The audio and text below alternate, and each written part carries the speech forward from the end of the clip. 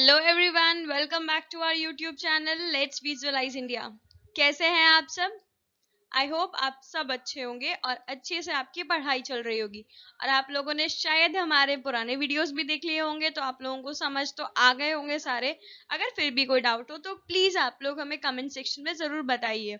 Okay guys, सो आज हम लोग जिस टॉपिक के बारे में बात करने वाले हैं उसका नाम है food poisoning and preservation. Food poisoning का तो मतलब आप सब जानते हो, आप देख रहे होगे यहाँ पर एक बॉय है जो वॉमिट कर रहा है। तो फूड पॉइजनिंग जब होती है तो हमें क्या होती है, वॉमिटिंग होती है। और ये जो है जो थोड़ा सा पार्टी मूड में है, बट फिलहाल जो है वो ही सफरिंग फ्रॉम लूज मोशंस। सो ये भी ड्यू टू फूड पॉइजनिंग ही होता है। तो यही हमारा आज का टॉपिक है, फूड पॉइजनिंग और प्रिजर्वेशन हम क्यों पढ़ेंगे, ताकि हम उन माइक्रोब से कैसे उन चीजों को प्रिजर्व कर सकते हैं, हम उसके बारे में भी यहाँ पर डिटेल में स्टडी करेंगे। Okay guys, so I hope अभी तक हमारा आज का टॉपिक आप लोगों को समझ में आ गया होगा कि हम लोग किस बारे में पढ़ने वाले हैं। सो हम लोग स्टार्ट करते हैं, चलिए। सो फूड पॉइजनिंग, जैसा कि मैंने आप लोगों को बताया, अब देखो मैं आप लोगों को एग्जांपल देती हूँ। क्या हुआ, कल मैं रात को है ना एक पार्टी में गई थी। उस पार्टी में क्या है, मुझे तो मिला बहुत सारा खाना, और वो भी अच्छा वाला, चाउमीन, पिज्जा, बर्गर, सब कुछ था वहां पे। अब वहां पे पता है एक साइड में फ्रूट्स भी थे। बट आपको तो पता है जब हम पार्टी में गए हैं तो हम फ्रूट्स थोड़े ना खाएंगे। सो बेसिकली वहां मैंने काफी सारा फ्रूट को छोड़ के मैंने सब कुछ खाया। मैंने फ्रूट्स को तो कह दिया नहीं वह बनाए, तुम तो दूर रहो मुझसे। मैं तो chow mein, pizza, burger, I like every Chinese food actually. So मैंने वो सब खाया। बट हुआ क्या, वो ज्यादा खाने की वजह से, जैसे देखो यहाँ पे एक आदमी दिख रहा है आपको, उसने फटाफट से सब कुछ खा लिया। बट नाउ अब क्या हुआ, उसको प्रॉब्लम होने लग गई। सेम यार, मेरी भी ना आके तबीयत खराब हो गई। लूज मोशंस, वोमिटिंग, हेडक, पता नहीं क्या क्या हो रहा था। अच्छा, अब मैंने सोचा कि यार मैंने ऐसा क्या खाया जिसकी वजह से मेरे को इतनी प्रॉब्लम हो रही है। फिर मेरे को याद आया कि मैं जो ये आराम से खा रही थी ना चाउमीन वगैरह ये सब, इनमें से कुछ खराब था, या फिर उनके ऊपर कुछ माइक्रोब्स बैठ गए थे, जिसकी वजह से वो मेरे स्टमक में गए। और स्टमक के में जाने के बाद क्या हुआ, मुझे फूड पॉइजनिंग हो गया। मतलब आप देखो मेन रीजन क्या होता है फूड पॉइजनिंग होने का, जब हम कोई चीज जल्दी जल्दी खाते हैं। दिख रहा है आपको यहाँ पर क्या कर रहा है, ये बहुत जल्दी जल्दी इसको खा रहा था। तो इसकी वजह से क्या होता है, हम लोग उस फूड को पूरी तरीके से चबाते भी नहीं है और उसको हम खा लेते हैं। उसकी वजह से क्या होता है, वो काफी सारे बड़े बड़े पीसेस हमारे अंदर चले जाते हैं, जिसकी वजह से भी ये प्रॉब्लम होती है। उसके अलावा कोई कंटेमिनेटेड फूड होता है, सपोज कोई गलत गंदा पानी किसी ने यूज कर लिया हो, या फिर उसके अंदर जो माइक्रोब्स प्रेजेंट होते हैं ना बच्चों, वो भी हमारी बॉडी के अंदर चले जाते हैं। अब वो जैसे ही हमारी बॉडी के अंदर जाते हैं तो वो अपना तांडव करना शुरू कर देते हैं। तांडव का मतलब क्या है यहाँ पे, कि वो लोग अंदर जाके हमारे फूड को और गंदा करते हैं, जिसकी वजह से हमें डायरिया की प्रॉब्लम आती है और अलग अलग चीजें फेस करनी पड़ती हैं, जैसे कभी सर दर्द, कभी कुछ कभी कुछ। तो आप लोगों को ये समझ में आया कि फूड पॉइजनिंग क्यों होती है। सो आगे से जब आप लोग पार्टी में जाओ ना तो प्लीज लिमिटेड ही खाना। और मैंने भी यही सोचा है कि मैं भी लिमिटेड ही खाऊंगी अब से, ठीक है। सो चलो अब हम आगे चलते हैं। So consumption of food spoiled by some organisms. होता है क्या है, जब हम फूड खा रहे होते हैं, जैसे देखो यहाँ पर ये फूड है, अब क्या हुआ, काफी देर से खुले में रखा हुआ था, तो इसके ऊपर क्या हुआ, ये माइक्रोब्स आके बैठ गए। अब ये आके बैठ गए, अब इसी खाने को हमने भी खा लिया। अब इसको हमने खाने के बाद क्या हुआ, अब ये जो माइक्रोब्स इसके ऊपर बैठे थे ना बच्चों, इन्होंने क्या करा, इस फूड के अंदर अपने टॉक्सिक्स छोड़ दिए। अब उस टॉक्सिक को छोड़ने के बाद क्या हुआ, कि ये माइक्रोब्स और जल्दी जल्दी ग्रो होने लग गए, तो धीरे धीरे पूरे में फैल गए। अब जैसे ये हमारी बॉडी के अंदर गए, ये तो हार्मफुल माइक्रोब्स थे, तो ये बॉडी में अंदर जाते ही हमें इन्होंने क्या करना शुरू कर दिया, इन्फेक्ट करना शुरू कर दिया।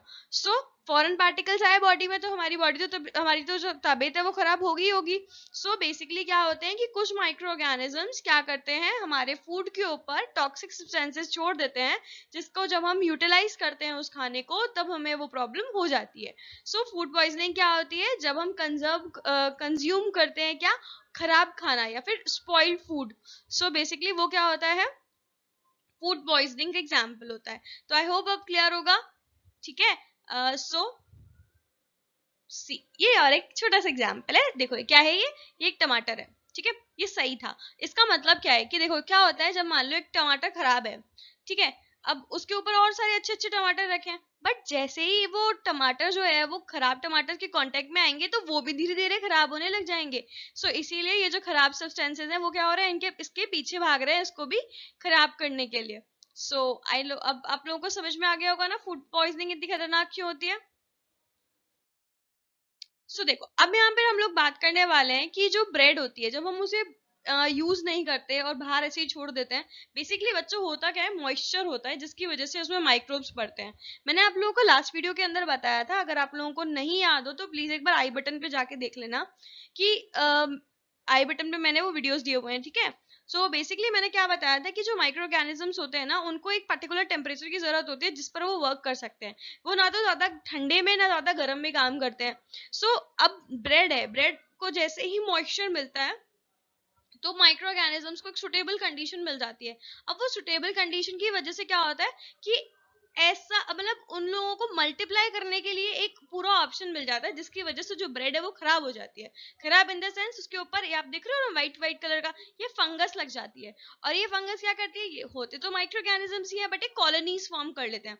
कॉलोनीज फॉर्म करने की वजह से ये हमें दिखाई देते हैं कि ब्रेड खराब हो गई है। कभी कभार तो क्या होता है छोटे छोटे माइक्रोब्स होते हैं वो हमें दिखाई भी नहीं देते, समझ रहे हो ना। ऐसे ही पैक्ड फूड में होता है, जब वो पैक्ड फूड मॉइस्चर के कांटेक्ट में आते ही धीरे धीरे खराब होने लगता है। इसका मैं एक बहुत ही अच्छा एग्जांपल देती हूँ जिससे आप सब समझ जाओगे। आप लोगों ने चिप्स तो खाए होगे, राइट। आप है ना एक काम करो, जब आप उस पैकेट को लेकर आते हो आपने कभी है ना उसकी एमआरपी देखना या फिर उसकी मैन्युफैक्चरिंग डेट देखना। मैन्युफैक्चरिंग डेट जो होती है ना वो बहुत पुरानी होती है, फिर भी वो चिप्स एकदम कुरकुरे रहते हैं, ठीक है। लेकिन उस चिप्स के पैकेट को थोड़ी देर खोल के रख दो, जैसे ही वो मॉइस्चर के कांटेक्ट में आएंगे वो सील जाएंगे, उनके अंदर मॉइस्चर भर जाएगा जिसकी वजह से उनका जो कुरकुरापन होगा वो खत्म हो जाएगा। बेसिकली आपको समझ में आ गया होगा कि मॉइस्चर जो है एक तरीके से माइक्रोब्स को इंक्रीज और मल्टीप्लाई करने में हेल्प करता है। ओके गाइस, नाउ अब एक क्वेश्चन आता है कि हम पता कैसे लगाएं भाई कि खाना खराब है तो है कौन सा, हमें कैसे पता चलेगा। चलिए अब हम इसी को देखते हैं कि हमें कैसे पता चलेगा कि हमारा खाना खराब है या नहीं। जब फूड खराब होता है तो उसके कुछ सिम्टम्स हमें दिखाई देते हैं। सिम्टम्स मतलब हम कुछ तरीकों से पता लगा सकते हैं कि हाँ हमारा फूड जो है वो खराब हो चुका है। सबसे पहले उसका जो उसके अंदर से स्मेल जो होती है वो चेंज हो जाती है। आप लोग देखो, मैं एक और चीज बताती हूँ। जब हमारा खाना ताजा बना हुआ होता है हमें उसकी स्मेल दूर तक आती है।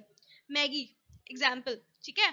मैगी जब बनती है किचन में या घर पे तो हमें कितने दूर से स्मेल आ जाती है ना कि आज तो भैया मम्मी बना रही है बढ़िया जायकेदार मैगी, तो आज तो हो गया हम लोगों की मौज।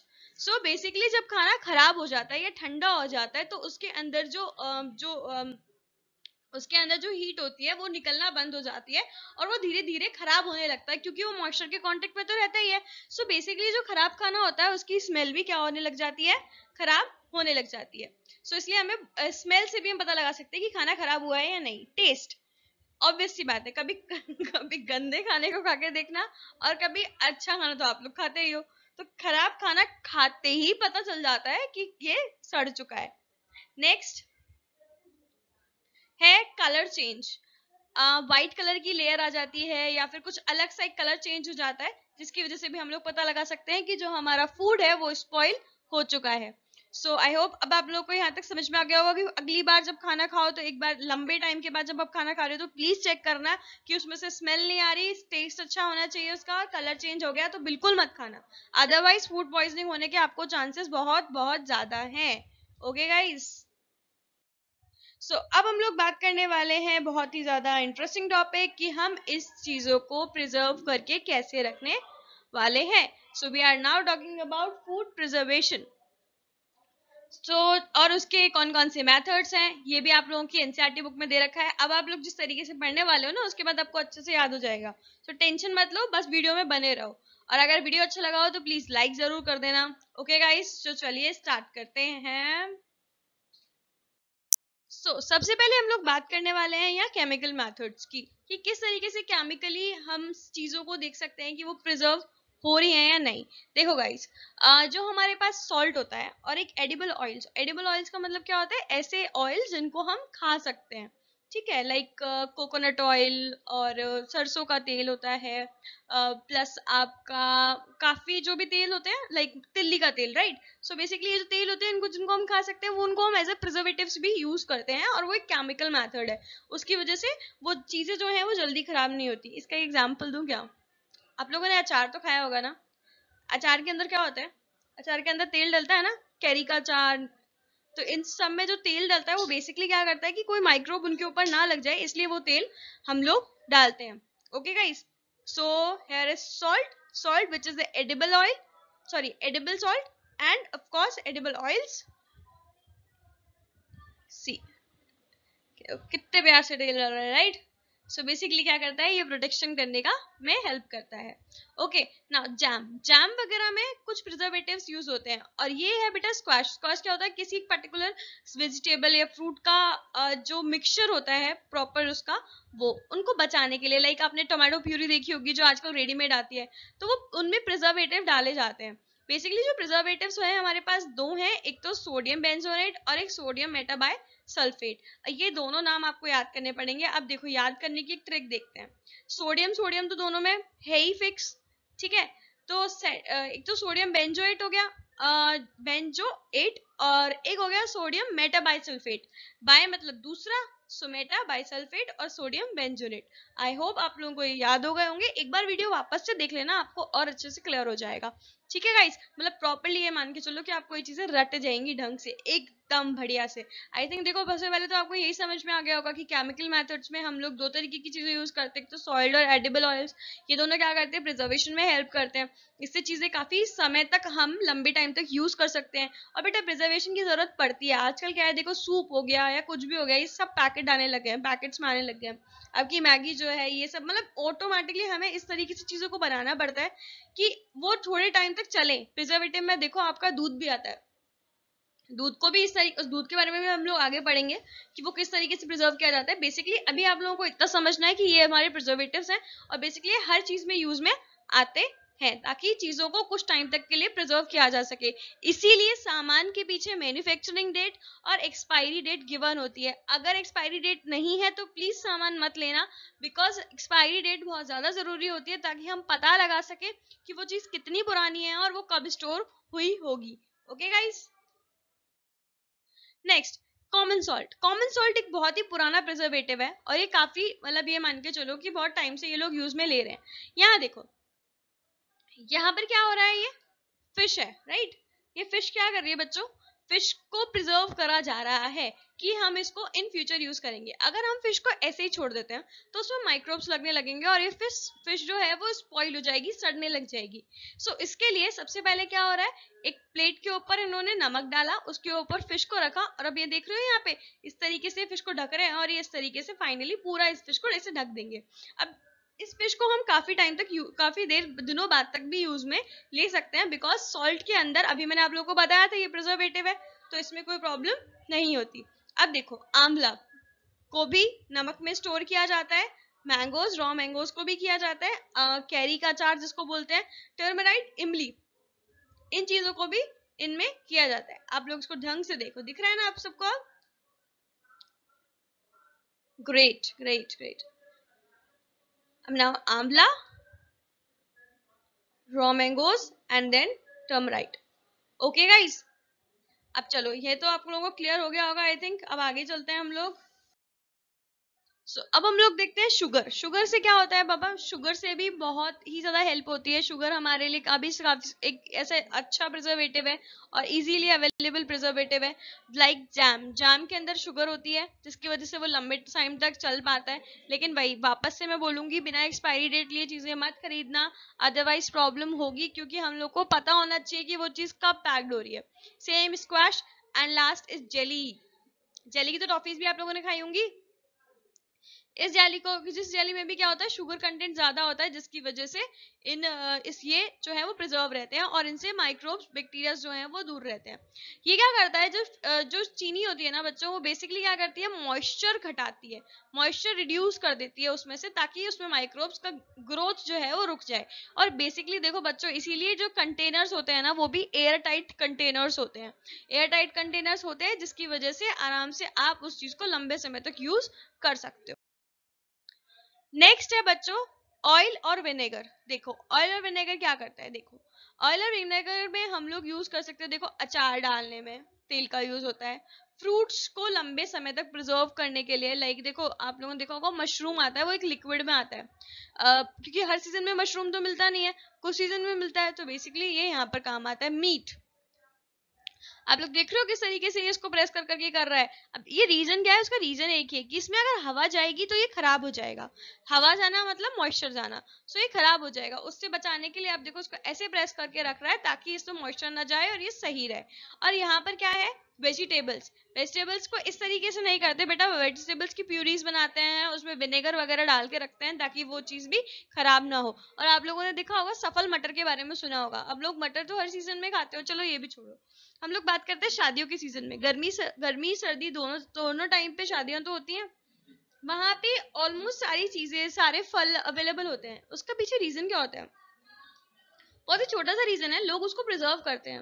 एप्पल्स आप लोग देखते हो, ठीक है, होल टाइम आते हैं। अब और बेसिकली जो इनका सीजन होता है वो होता है अपने जुलाई अगस्त के आसपास का सीजन होता है, बट वो हर मौसम में मिलते हैं। उसका रीजन यही है कि लोग उनको प्रिजर्वेटिव और हाइब्रिड तरीके से भी बनाते हैं, जिसकी वजह से चीजें हमें इजीली हर सीजन में अवेलेबल रहती हैं।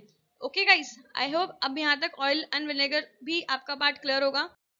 नेक्स्ट है बच्चों, हीट एंड कोल्ड ट्रीटमेंट। अभी आप लोगों को याद होगा, मैंने लास्ट वीडियो में आप लोगों को इसके बारे में बताया भी था, मैं एक बार फिर से इसको डिस्क्राइब कर देती हूँ। है क्या, जो माइक्रोब्स होते हैं वो बहुत ज्यादा टेम्परेचर पे और बहुत ही ज्यादा ठंडे टेम्परेचर पे इनएक्टिव हो जाते हैं। इनएक्टिव होने की वजह से वो लोग मल्टीप्लाई बहुत धीरे धीरे करते हैं, या ये मान लो कर ही नहीं पाते।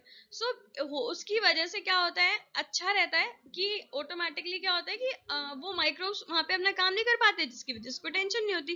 तो ये जो बच्चों मटर होती है ना, हमने सफल मटर के बारे में सुना होगा, वो है ही ये कि उसको क्या करते हैं, मटर को छील कर उसके छिलके वगैरह को हटाकर उनको ठंडी जगह, बिल्कुल मतलब -डिग्री जहाँ पे सेल्सियस होता है वहां पर उसको स्टोर कर देते हैं, और वो कंटिन्यूसली फिर हम उसे आगे यूज में ले सकते हैं।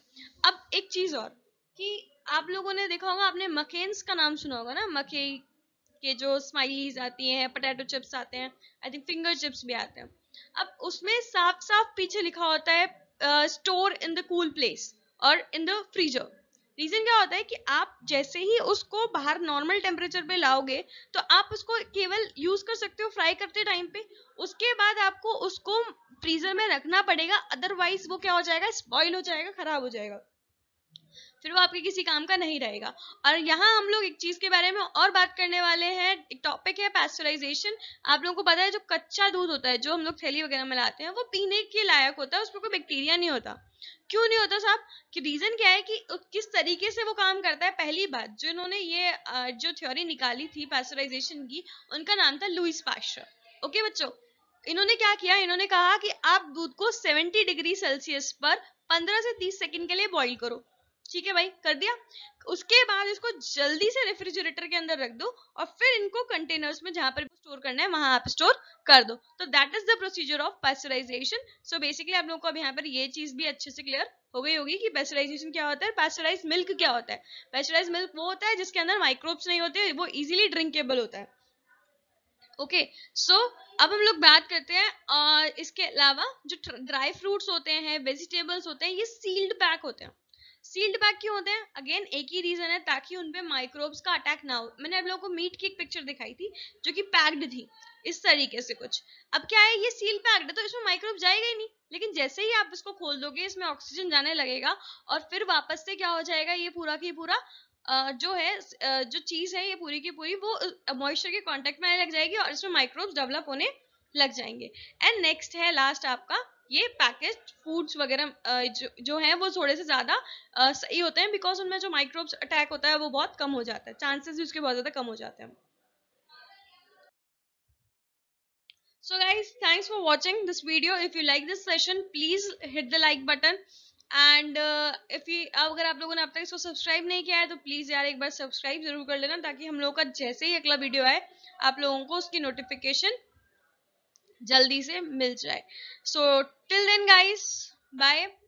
एंड आई होप आप लोगों को सीरियसली ये वीडियो अच्छा लगा हो. प्लीज बच्चों लाइक जरूर करना, मुझे बहुत मोटिवेशन मिलेगा. Okay guys, thank you.